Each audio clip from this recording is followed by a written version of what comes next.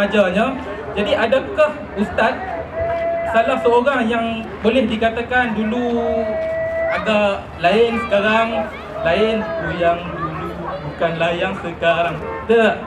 Jadi adakah Ustaz dulu ada berlakulah perubahan, orang kata penghijrahan lah, orang kata dalam diri Ustaz, dan kalau kata ada, jadi bagaimana perubahan itu berlaku, dan Ustaz sebagai seorang Ustaz ada tak pengalaman membantu sahabat-sahabat lain dalam usaha untuk hijrah saudara Ustaz? Bismillahirrahmanirrahim.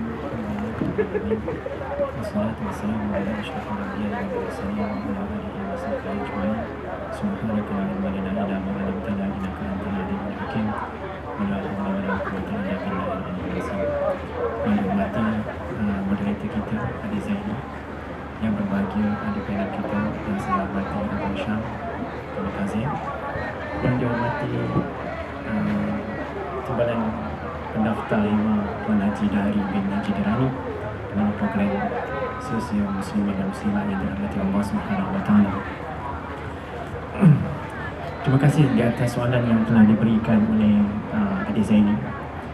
Ada dua soalan. Sebelum saya nak kupas soalan ni, saya nak kembali kepada tajuk asal perbincangan kita pada hari ini. Hari ini kita membicarakan tentang sayonara jahiliyah. Sayonara ni dia dalam bahasa Jepun, dia tak ada dalam kamus dewan.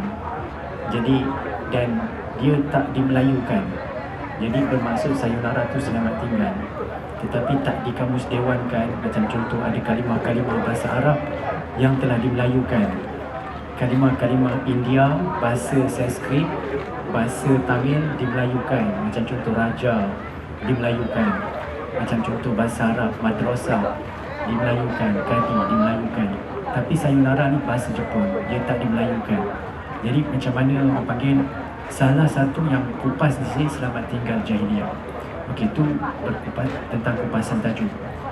Dari segi hijrah, okey, dari segi hijrah, saya sendiri pun daripada golongan yang berhijrah.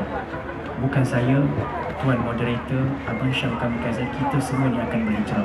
Hijrah ni ada dua, iaitu hijrah dengan kerelaan, dengan yang kedua, yang pertama hijrah dengan kerelaan, yang kedua hijrah dengan paksaan. Hijrah dengan kerelaan ni bermaksud apa? Kita menukarkan diri kita daripada baik kepada buruk kepada baik. Daripada seorang yang melakukan keburukan, dia akan lebih melakukan kebaikan. Seorang yang melakukan negatif, dia akan kembali kepada positif. Abang Syam daripada seorang gitaris, dia kepada da'i, seterusnya dia berubah menjadi baik. Itu disebutkan dengan kerelaan, yang di mana hijrah tu berdasarkan kepada kerelaan dan datang daripada fikiran kita sendiri. Adapun hijrah paksaan ni maksud macam mana? Tuan-tuan mati, nak tak nak, tuan-tuan akan berhijrah daripada darul dunia darul akhirah.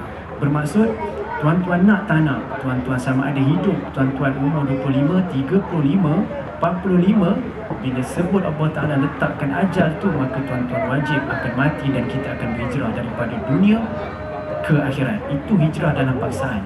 Persoalannya di sini, apakah kita sudah cukup bersedia dengan diri kita yang kita ada ni sebelum kita melangkau kepada satu hijrah paksaan.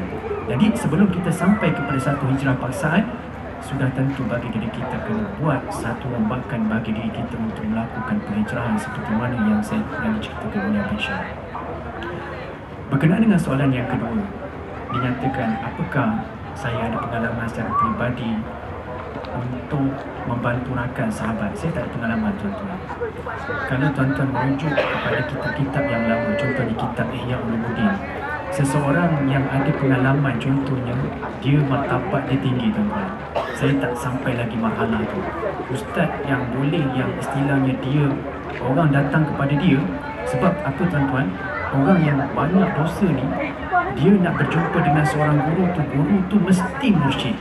Maksudnya guru tu takkan dedahkan idea. Guru ni memang seorang ahli tasawuf. Guru ni memang seorang yang zuhud. Guru ni akan berikan petunjuk di atas dosa kesilapan yang dilakukan. Tetapi guru yang macam ni tak ada, tuan-tuan. Jadi sebab itu kalau kita seorang yang nak berubah, dia nak menukarkan dirinya daripada jahat, dia kena ada seorang guru mursyid yang di mana dia akan lemparkan segala keburukan yang dia ada, dan guru tu akan simpan dia punya rasa dan akan berikan petunjuk. Dan sebab itu tuan-tuan, saya secara peribadinya, saya tak ada pengalaman memandu sahabat daripada dia melakukan keburukan kepada melakukan kebaikan. Cumanya di situ tuan-tuan, apa yang saya boleh ambil iktibar daripada apa yang saya lalui, bahawa kita memang kena berhijrah. Tuan-tuan kena serius dengan agama. Kalau tuan-tuan serius dengan kerja yang tuan-tuan lakukan sekarang, tuan-tuan kena serius dengan agama. Dalam arti kata serius dengan agama ni macam mana? Tuan-tuan berubah untuk menjadi baik, berubah untuk mencapai suatu kemajuan hidup, mendekatkan diri kepada Allah Subhanahu Wa Taala. Kerana apa? Kerana kita mesti antara darjat orang yang beriman, tuan-tuan, kita kena selalu ada dalam fikiran kita apakah yang Rasulullah lakukan ni aku tak pernah lakukan. Maksudnya tuan-tuan membaca sejarah Rasulullah itu daripada asal sampai dia wafat. Apa yang Rasulullah lakukan yang tak pernah aku lakukan, tuan-tuan cuba untuk lakukan apa yang Rasulullah cuba lakukan. Namun di situ tuan-tuan, di sini banyak persoalan yang melangkau dalam kehidupan kita.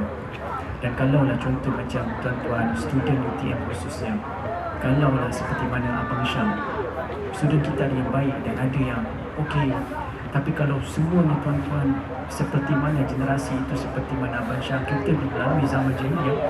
Namun tuan-tuan, zaman jahiliah tu kita berubah dengan cepat. Kalau macam seperti mana yang Abang Syam tadi sebut, maknya berdoa 35 tahun 35 tahun berdoakan untuk dia supaya dia kembali pada Allah Ta'ala. Kalau tuan-tuan relatekan juga dengan sejarah, macam mana Nabi Musa AS ni tuan-tuan, dia berdoa pada Allah Ta'ala 40 tahun supaya Fir'aun itu dijatuhkan. 40 tahun. Jadi di sini tuan-tuan, doa tu adalah senjata untuk manusia itu berubah. Dan namun di sini tuan-tuan, di zaman yang huru-hara dengan maklumat ni tuan-tuan, di zaman huru-hara yang maklumat ini, itu yang menyebabkan salah punca susahnya seorang manusia itu untuk berubah. Rasulullah menyatakan dalam satu hadisnya, ya'ti 'ala nasi zamanu sabiri fihim 'ala dinihi kal qabidi 'alal jamri. Akan datang satu zaman yang mana tuan-tuan, seorang yang nak berubah mempertahankan Islam itu seperti mana dia menggenggam bara api. Zaman kita dah sampai zaman itu tuan-tuan, yang di mana zaman itu tuan-tuan, seorang yang nak betul-betul pegang dengan agamanya, akidah dia, Islam dia, praktikalnya, serius dengan agama dia, sebab terpaksa seperti mana dia genggam bara api. Sebab waktu itu tuan-tuan, zaman manusia meninggalkan agama. Jadi sebab itu tuan-tuan, susahnya. Dan saya cukup kagum dengan apa yang Abang Syam sampaikan, macam mana daripada proses dia berubah jadi baik kepada proses jadi baik dan seterusnya lebih baik. Assalamualaikum warahmatullahi wabarakatuh. Terima kasih diucapkan kepada Ustaz Muhammad Naim di atas perkongsian berkaitan dengan bagaimana seseorang itu berhijrah dan apa jenis hijrah yang biasanya dilalui oleh seseorang individu atau seseorang manusia lah.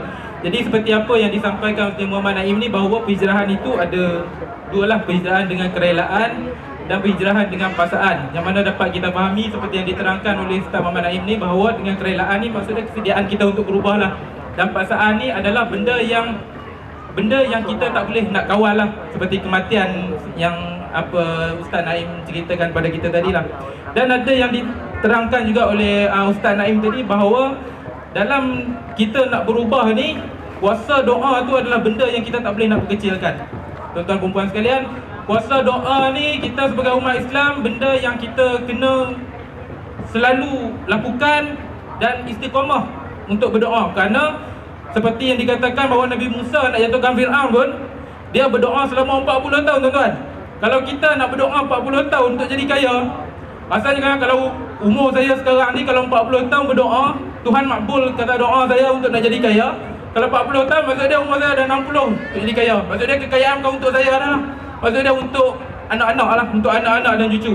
Jadi bukan itulah orang kata benda yang kita nak sebenarnya, tetapi istiqamah dalam doa tu adalah benda yang perlu. Kerana kuasa memberi itu terletak di tangan Allah Subhanahu Wa Taala. Jadi kita dalam usaha nak berubah, dalam usaha nak berhijrah, dalam usaha nak mensayonarakan zaman jahiliah kita, jadi kita poinkan benda tu dengan doa lah. Supaya dengan kita selalu berdoa tu, maka akan ada lah orang kata sedikit petunjuk supaya kita akan dapat berubah lah.